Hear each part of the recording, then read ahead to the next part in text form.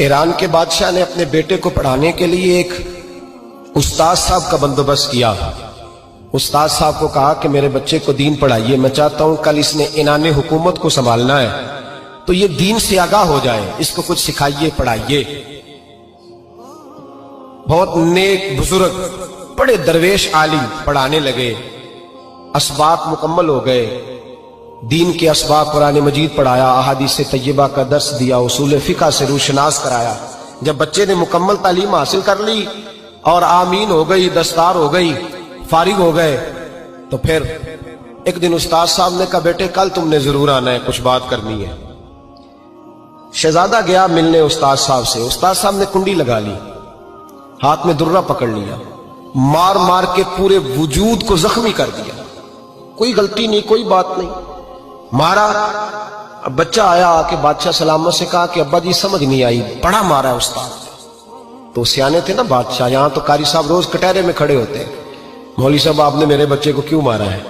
आप 8,000 के मौलवी हैं, मेरा कई करोड़ का बच्चा है, सवेरे बदल लेंगे, खबरदार आपने बच्चे को हाथ लगाया। अपनी हैसियत में रहे माज़अल्लाह। जो कौमें उस्तादों को कटहरों में खड़ा करती हैं वो तरक्की नहीं कर पाती।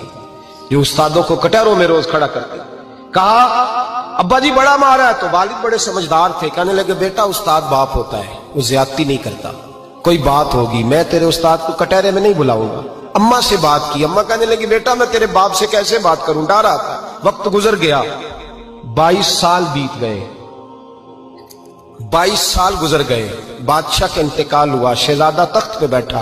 पहला हुक्म ये दिया कि मेरे उस्ताद को बुलाओ, पहला हुक्म। उस्ताद जी बूढ़े हो गए थे, छड़ी के ऊपर टेक लगा के आए और भवें सफेद होके झुक गई थी, यूं आंख खोल के बड़ी मुश्किल से देखा। कहने लगे शहजादे हुक्म हो। कब मैं शहजादा नहीं, अब मैं बादशाह बन गया हूं। उस्ताद जी 22 साल बीत गए, आपने मारा था, पर वो दर्द चूंकि ज्यादती की थी, मेरा कसूर कोई नहीं था, तो ना मेरी रूह से दर्द गया है ना मेरे जिस्म से गया है, मैं बेख्तियार था, पूछ नहीं सकता था, आज बाइख्तियार हुआ हूं। सबसे पहले पहला हुक्म आपको दिया, बुलाया है, बताए क्यों मारा था, क्यों मुझे मारा था, मेरी ज्यादती बताए।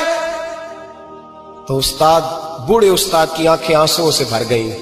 कहने लगे बेटे बस आज के दिन के लिए मारा था, ये जो दिन आ गया ना मेरी जिंदगी में, इसलिए मारा था, ये मैं चाहता था मेरी जिंदगी में वक्त है, आज के बस मेरी मुराद पूरी हो गई।